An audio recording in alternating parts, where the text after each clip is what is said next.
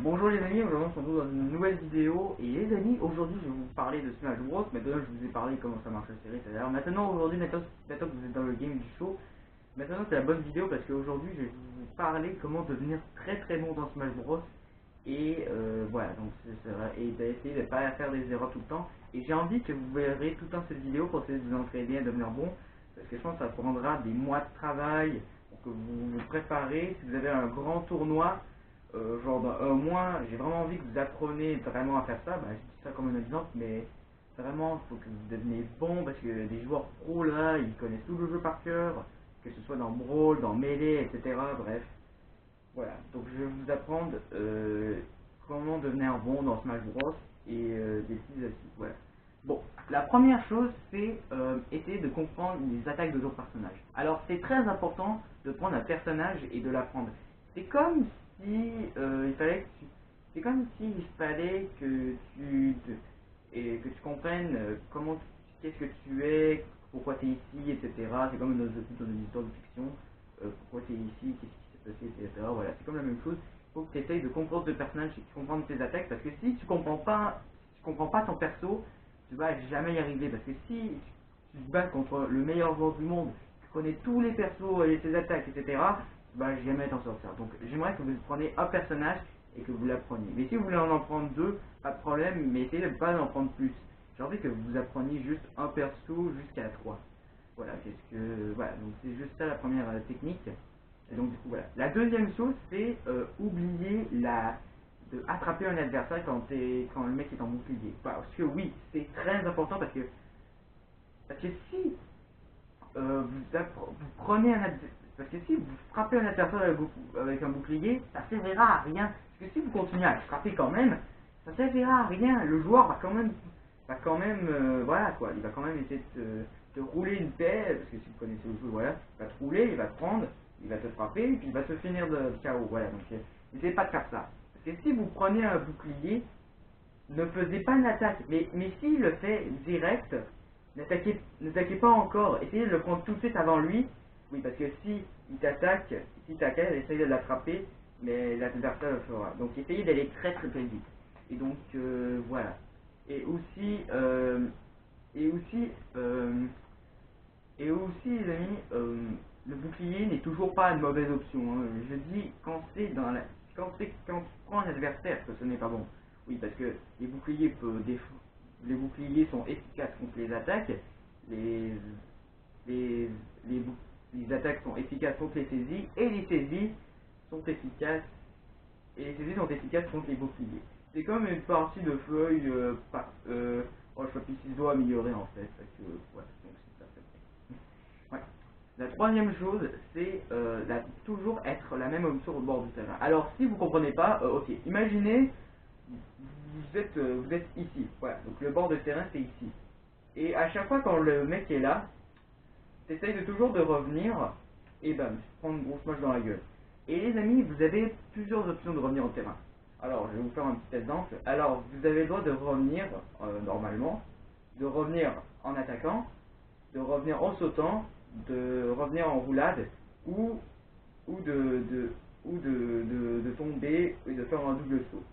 Et donc voilà, vous avez plusieurs options. Mais par contre, les amis, c'est pas parce que ce n'est pas ça. C'est pas parce que si vous prenez plusieurs étapes à la fois, l'adversaire va savoir qu'est-ce que vous allez faire. Ce n'est pas ça. Ben, peut-être oui, mais c'est pas pas ça. C'est quand tu fais toujours la même option beaucoup de fois. Oui, parce que si tu fais tout le temps revenir normalement, l'autre là, il va te smasher direct. Va peut-être te frapper plusieurs fois là, mais si tu sais que tu reviens toujours dans le terrain sans attaquer, bah peut-être la prochaine fois il va peut-être prendre un gros smash dans la gueule, je sais pas, comme par exemple. Essayez de prendre toujours des mêmes options, essayez de reprendre toujours les mêmes options, mais pas toujours la même option que vous savez. Essayez de prendre plusieurs options à la fois. Et comme ça, votre adversaire va savoir jamais qu'est-ce que vous allez faire à la suite. Donc voilà. La quatrième chose, je pense, c'est essayer de mettre la pression à votre adversaire quand vous êtes au bord du terrain. Alors, je sais que ça a l'air con comme ça, mais oui, mais si l'adversaire va te toucher, t'es mort, hein. Non, parce que si l'adversaire est là, ne le laissez pas là. Essayez de sauter ou essayez d'attaquer en bas. Je dis ça, je dis rien. Ben, essayez d'attaquer en bas là, ou faire quelque chose du genre. Mais si votre adversaire est loin là, et qu'il va essayer de revenir, bah essayez quand même de l'attaquer dans les airs, voilà. Mais vous pouvez revenir au bord du terrain, mais s'il s'approche, bah essayez de l'attaquer quand même. C'est parce que si vous êtes en train d'attendre l'adversaire et qu'il essaie de revenir tout de suite, ben c'est un avantage numérique, il n'y aura plus de désavantage pour l'adversaire, c'est ça le problème. Et donc voilà, je dis que c'est très important. Et la cinquième chose, alors,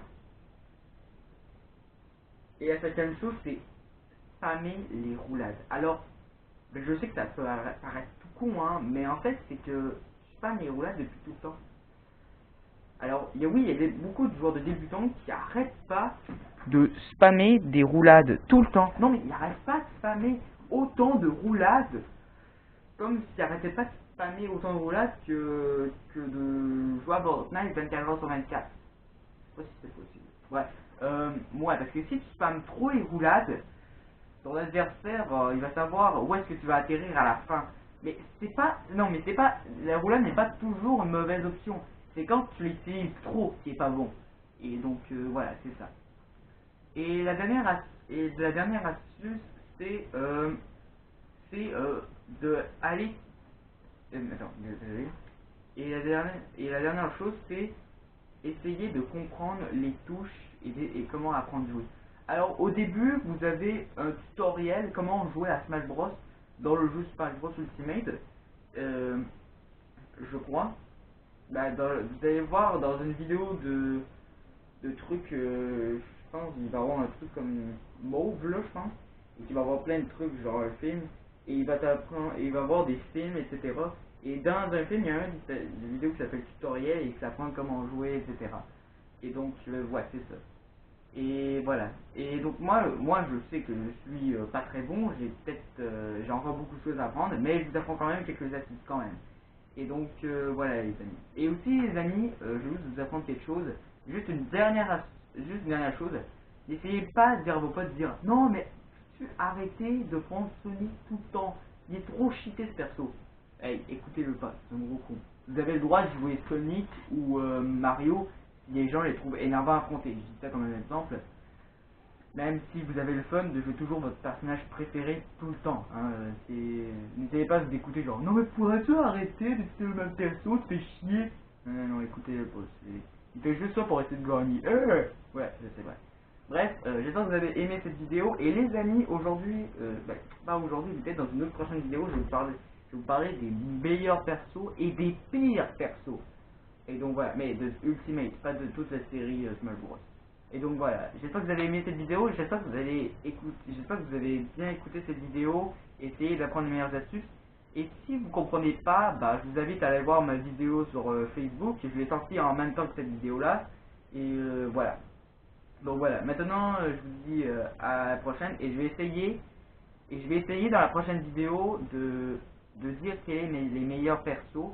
Et dans la prochaine vidéo, je vais vous dire pourquoi la catégorie de meilleur perso est bon, pourquoi il est mauvais, blablabla. Et donc voilà. Alors maintenant, je vous dis dans une prochaine vidéo. Bye.